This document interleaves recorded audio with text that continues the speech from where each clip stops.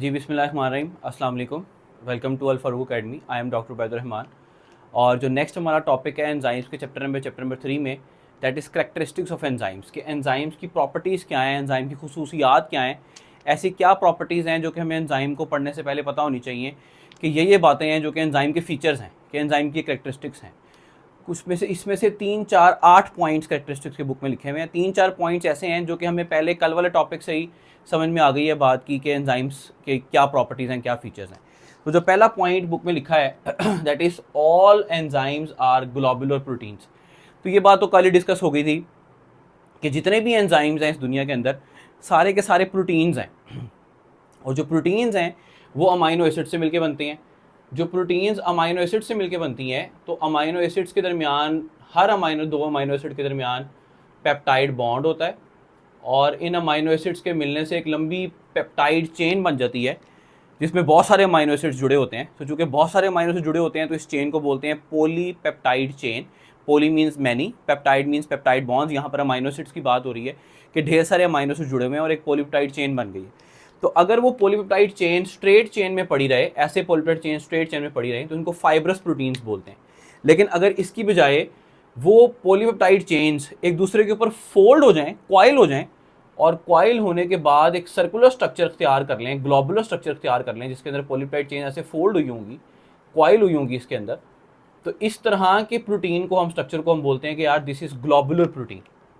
तो enzymes are globular proteins, और जो ग्लोबुलर प्रोटीन्स है mostly they are functional proteins. ये बॉडी में काम कर रही होती हैं, स्ट्रक्चर बनाने में रोल प्ले नहीं कर रही होती। जो स्ट्रेट चेन में पड़ी होती हैं ये फाइब्रस प्रोटीन्स होती हैं और ये बॉडी में स्ट्रक्चर बना रही होती हैं। इन दोनों में डिफरेंस चैप्टर में 2 में आएगा, जिस तरह मैंने पहले टॉपिक में बताया था। तो पहला पॉइंट ये था कि all the enzymes are globular proteins. Enzymes क्या हैं?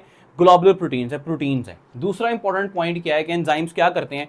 एंजाइम्स कैटलिस्ट हैं और चूंकि ये कैटलिस्ट लिविंग ऑर्गन्स की बॉडीज में काम कर रहे हैं, तो एंजाइम्स बायो कैटलिस्ट हैं। बायो कैटलिस्ट इसलिए कह रहे हैं क्योंकि लिविंग ऑर्गन्स की बॉडी में काम करें। कैटलिस्ट क्या करता है? कैटलिस्ट ऐसा केमिकल सब्सटेंस होता है, ऐसा केमिकल कंपाउंड होता है जो रिएक्शन में आता है, रिएक्शन को तेज करता है और चला जाता है। रिएक्शन में इस्तेमाल नहीं होता, ना वो रिएक्टेंट्स के साथ रिएक्ट करता है, ना उसका असर कोई प्रोडक्ट्स में नजर आता है, ना ही वो रिएक्शन में खर्च होता है। वो बार बार इस्तेमाल हो सकता है। वो आता है, रिएक्शन को तेज करता है, स्पीड अप करता है और चला जाता है।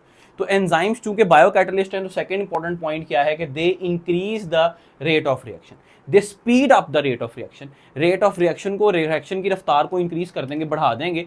अगर 1 मिनट में एक सबस्ट्रेट एक प्रोडक्ट में कन्वर्ट हो रहा था, तो एंजाइम के डालने से 1 मिलियन सबस्ट्रेट 1 मिलियन प्रोडक्ट्स में कन्वर्ट हो जाएंगे और रेट ऑफ रिएक्शन बहुत बढ़ जाएगा, टाइम बच जाएगा और ज़्यादा सबस्ट्रेट ज़्यादा प्रोडक्ट में कन्वर्ट हो जाएगा और हमारी efficiency of the biochemical reaction बढ़ जाएगी। लेकिन इसी पॉइंट का सेकेंड पॉइंट ये है, without themselves being used up, खुद वो रिएक्शन में इस्तेमाल नहीं होते।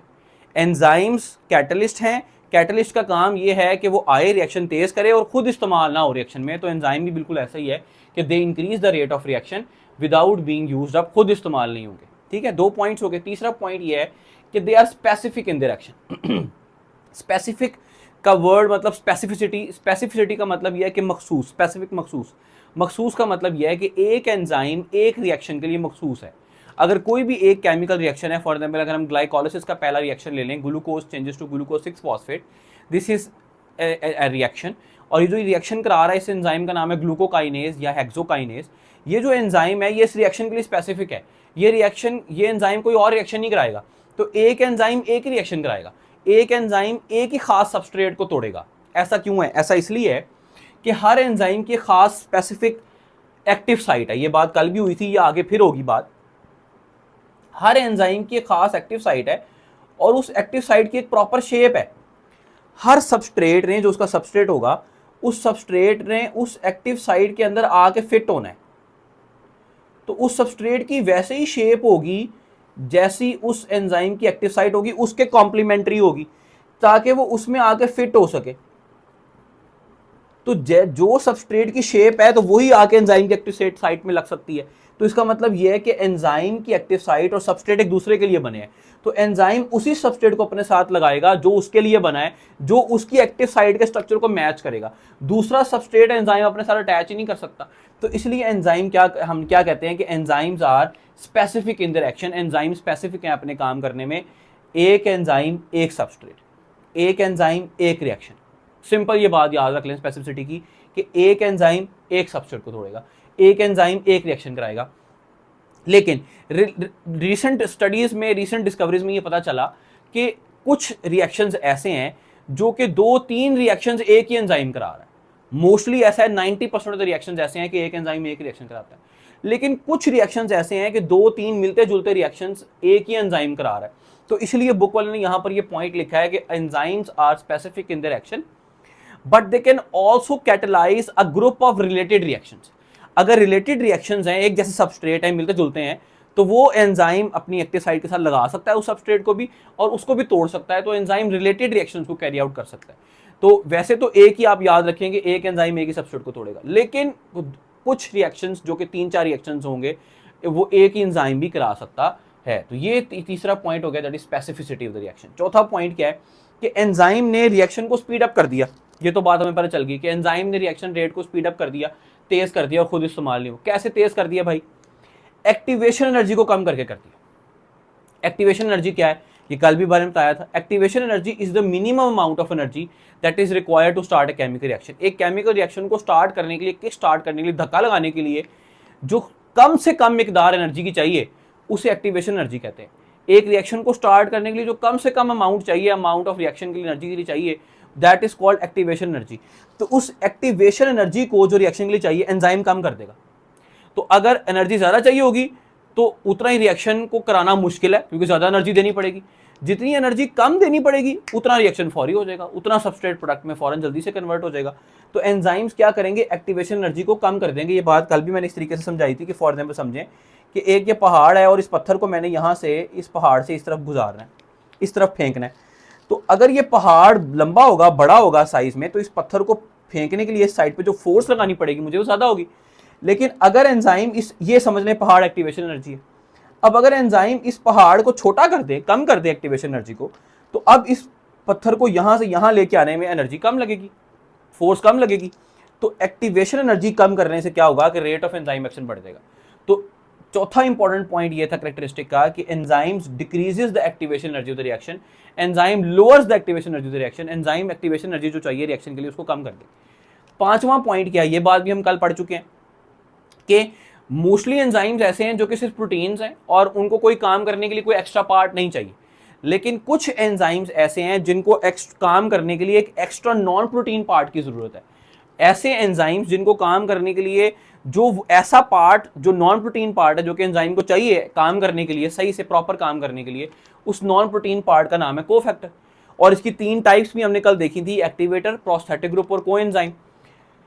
तो यही पॉइंट बुक वाले ने लिख दिया है कि some enzymes require cofactor for their functioning. कुछ एंजाइम्स को कोफैक्टर चाहिए अपना काम करने के लिए।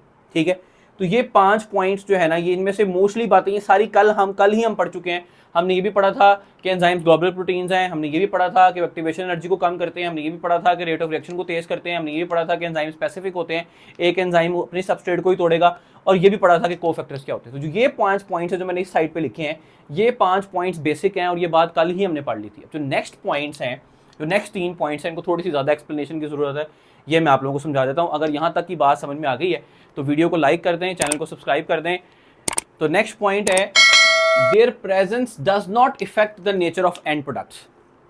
एंजाइम कैटलिस्ट है और बात पहले भी हुई है कि एंजाइम ने सबस्ट्रेट के साथ रिएक्ट नहीं करना तो उसमें प्रोडक्ट्स में नज़र नहीं आना, तो वो प्रोडक्ट्स की, एंड प्रोडक्ट्स की नेचर पे असरअंदाज कैसे होगा? फॉर एग्जांपल नहीं होगा, बिल्कुल भी नहीं होगा। फॉर एग्जांपल अगर मेरे पास 2 सबस्ट्रेट्स थे A और B और इसको एंजाइम E ने कन्वर्ट कर दिया इनटू C+D, तो ये 2 सबस्ट्रेट थे, इसने एंजाइम ने इनको पकड़ा और इसको प्रोडक्ट्स में तोड़ दिया, दैट इज C और D। अब यहाँ पर हमें कहीं E नज़र आ रहा है प्रोडक्ट्स में? नहीं नज़र आ रहा। अगर यहाँ पे मैं लिखता कि यार CE बन गया है और DE बन गया, अगर यहाँ पर CE बन जाता और DE बन जाता, इसका मतलब ये एंजाइम इन प्रोडक्ट्स में आ गया है और ये केमिकल कंपाउंड का जो प्रोडक्ट्स बने हैं उनका हिस्सा बन गया है। लेकिन ऐसा नहीं हो रहा।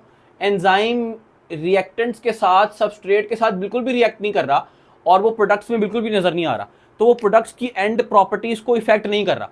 तो लास्ट पॉइंट ये बना, there presence does not effect the nature of and products. ये हमारी एंड प्रोडक्ट्स की नेचर को, प्रॉपर्टीज को इफेक्ट नहीं करेगा।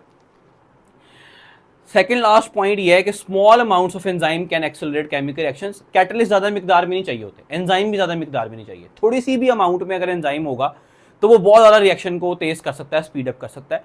तो स्मॉल अमाउंट, जो छोटा पैकेट बड़ा धमाका, तो small amounts of enzymes can accelerate chemical reactions. थोड़ी सी मिकदार में भी अगर एंजाइम्स होंगे तो ज़्यादा केमिकल रिएक्शन को करा सकते हैं। क्यों करा सकते हैं? इसलिए because enzymes can be used again and again, क्योंकि एक दफ़ा रिएक्शन में इस्तेमाल तो हुए नहीं है, सबस्ट्रेट ना सबस्ट्रेट का रिएक्ट किए हैं, ना प्रोडक्ट्स में नजर आए हैं। तो इसका मतलब ये कि रिएक्शन में आए, रिएक्शन कराया और उतर के चले गए, तो इसका मतलब फिर अगली दफ़ा फिर आ जाएंगे, नेक्स्ट टाइम फिर आ जाएंगे। क्या आप जिंदगी भर आते रहेंगे? नहीं, हर चीज़ की एक लाइफ होती है। तो उसके बाद प्रोटीन से एंजाइम्स रिसाइकल हो जाएंगे, अमीनो एसिड्स बनेंगे, दोबारा से एंजाइम्स बन जाएंगे, लेकिन एक टाइम तक के लिए बार बार रिसाइकल होकर अगेन एंड अगेन यूज हो सकते हैं। तो इसलिए थोड़ी सी मिकदार भी अगर एंजाइम्स की हमारे पास मौजूद है तो वो काफ़ी सारा रिएक्शंस को एक्सेलरेट कर सकती है। लास्ट पॉइंट ये है, मैंने बुक वाले सीक्वेंस में नहीं लिखे पॉइंट्स, मैंने अपने सीक्वेंस से लिखे हैं, क्योंकि ये पॉइंट्स और थे जो हमें पहले से आते थे, ये आसान थे, और ये वो पॉइंट्स थे जो ज़रा थोड़े से टेक्निकल थे। लास्ट पॉइंट ये भी आसान है, बात यह है कि आपने 9th क्लास में भी पढ़ा चैप्टर नंबर 6 के अंदर कि हर एंजाइम को काम करने के लिए एक खास टेम्परेचर चाहिए, एक खास पीएच चाहिए।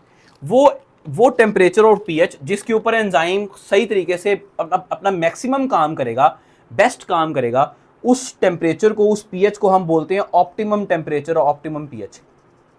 ऐसे ही है। तो लास्ट पॉइंट ये कहता है कि enzymes are sensitive to even minor changes in temperature and pH and substrate concentration, कि अगर जरा सा भी आपने टेम्परेचर हिलाया, जरा सी भी पीएच हिलाई, कौन से टेम्परेचर से और कौन से पीएच से जो उसको ऑप्टिमम है, जो उसको आपको देना चाहिए था, जिसमें वो अपना मैक्सिमम काम करेगा, बेस्ट काम करेगा, अगर उससे आपने टेम्परेचर और पीएच हिलाया तो वो काम नहीं करेगा, बल्कि उल्टा क्या, एंजाइम डीनेचर हो जाएगा। डीनेचर होने का मतलब यह है कि अपनी नेचर ही लूज कर देगा। नेचर क्या थी? प्रोटीन, ग्लोबुलर प्रोटीन, तो अपना ग्लोबुलर स्ट्रक्चर ही खो बैठेगा और डीनेचर हो जाएगा और वो दोबारा काम करने के काबिल नहीं रहेगा। तो एंजाइम्स को काम करने के लिए स्पेसिफिक टेम्परेचर, स्पेसिफिक पीएच चाहिए, जिसको बोलते हैं ऑप्टिमम टेम्परेचर और ऑप्टिमम पीएच।